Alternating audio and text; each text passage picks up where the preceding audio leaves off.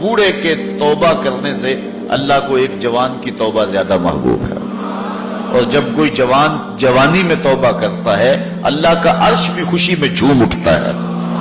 جوانی کی توبہ اللہ کو بہت زیادہ پسند ہے۔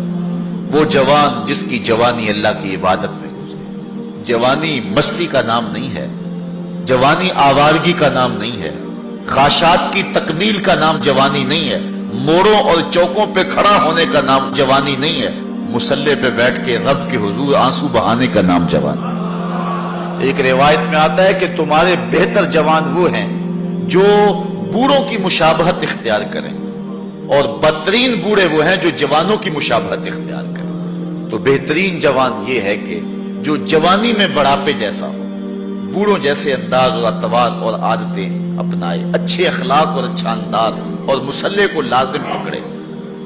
وشاب نشأ فی عبادت اللہ، وہ جوان جس کی جوانی اللہ کی عبادت میں گزرے۔ شب و روز، میں نے کل بھی کہا تھا کہ بڑھاپے کے اندر نیک اعمال کرنا بہت بڑی بات ہے، بہت بڑی سعادت ہے کہ بڑھاپے کے اندر نیک اعمال کیے جائیں، لیکن عبادت کا جو لطف جوانی میں ہے وہ بڑھاپے میں نہیں ہے۔ اللہ اکبر۔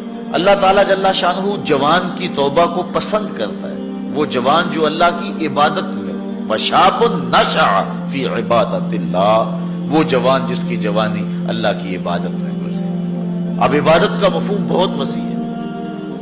ویسے بہترین عبادت نماز ہے، بہترین عبادت الصلاۃ، نماز ہے، اور حضور نے اس کو اپنی آنکھوں کی ٹھنڈک قرار دیا۔ لیکن صرف عبادت کا مفہوم نماز تک ہی نہیں ہے، عبادت کا مفہوم بہت وسعت والا ہے۔ ساری زندگی اللہ کی رضا میں گزار دینا، اللہ کی مرضی کے مطابق زندگی گزار دینا، یہ عبادت ہے۔ اللہ اکبر۔ بعض نے کہا کہ بس اس کی رضا میں اپنے آپ کو گم کر دینا عبادت ہے۔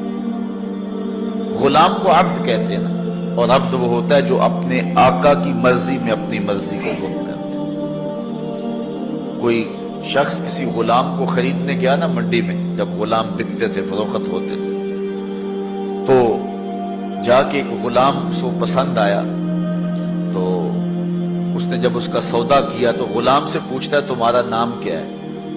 تو غلام کہتا ہے میرا نام کوئی نہیں ہے، جو رکھیں گے وہی میرا نام ہوگا۔ جب غلام ہے تو پھر اس کی اپنی مرضی ختم ہوگی۔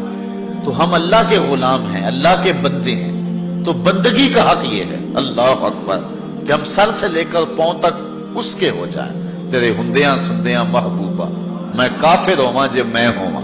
اپنی ذات کو تو فنا کرنا ہے، اپنی ذات کو تو قربان کرنا ہے۔ وہ جوان جس کی جوانی کے حسین ایام، جس کی جوانی کے خوبصورت لمحے، جبکہ باکپن تھا، جبکہ خواہشات کا ہجوم تھا، جبکہ تمنائیں اپنے عروج پہ تھیں، لیکن اس نے سب کچھ اپنے رب کے لیے قربان کر دیا۔ سحری کے وقت اٹھ کے مصلی بچھایا اور آنسو بہائے، اور اللہ کے حضور عبادت کرتے ہوئے اپنی رات کو بسر کیا۔ ایک روایت میں آتا ہے جو دن کا روزہ اور رات کی عبادت نہیں کرتا اس کو ایمان کی حلاوت ہی نصیب نہیں ہوتی۔ ایمان کی ایک حلاوت ہے، ایمان کی ایک مٹھاس ہے، ایمان کا ایک مزہ ہے، ایک سرور ہے۔ وہ کس کو نصیب ہوگا؟ جو دن روزے سے گزارے گا اور رات مصلی پہ گزارے گا، اپنی آنکھوں پر حیا کے پہرے بٹھائے گا، اپنی سوچوں کی پاکیزگی کا سامان کرے گا۔ ورنہ جوانی آئی اور گزر گئی، اور اپنا قیمتی وقت ہم نے برباد کر دیا۔ جس طرح ہر چیز کا باکپن جوانی میں ہوتا ہے، عبادت کا جو سرور اور عبادت کی جو لذت جوانی میں نصیب ہوتی ہے، وہ زندگی کی کسی اور ایام میں نصیب نہیں ہوتی۔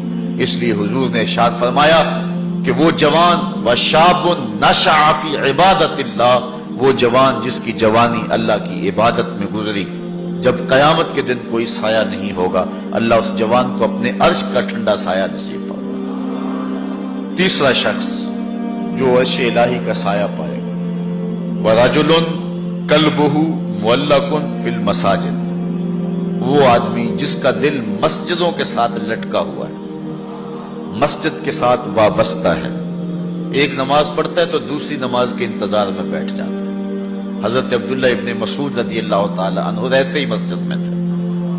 مسجد کی کچھ لوگ میخیں ہوتی ہیں، حضور فرمایا کچھ لوگ مسجدوں کی میخیں ہوتی ہیں، जब भी देखो मस्जिद में मिलेंगे, ढूंढो तो मस्जिद में मिलेंगे। जब भी फारिग टाइम मिला जो फौरन मस्जिद में आ गए।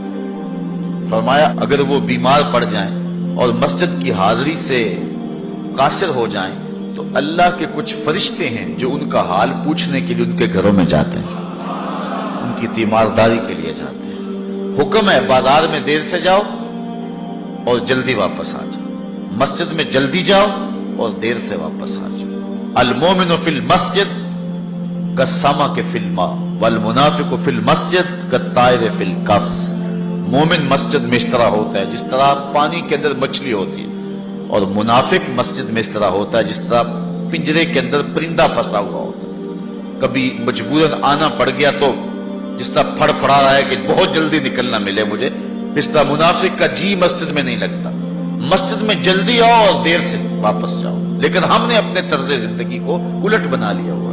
बाजार में आधे घंटे के लिए जाएं तो 5 घंटे लग जाते हैं। मस्जिद में जाते हैं हम सिर्फ आखिरी वक्त में और कोशिश करते हैं कि सबसे पहले वापस आ जाएं।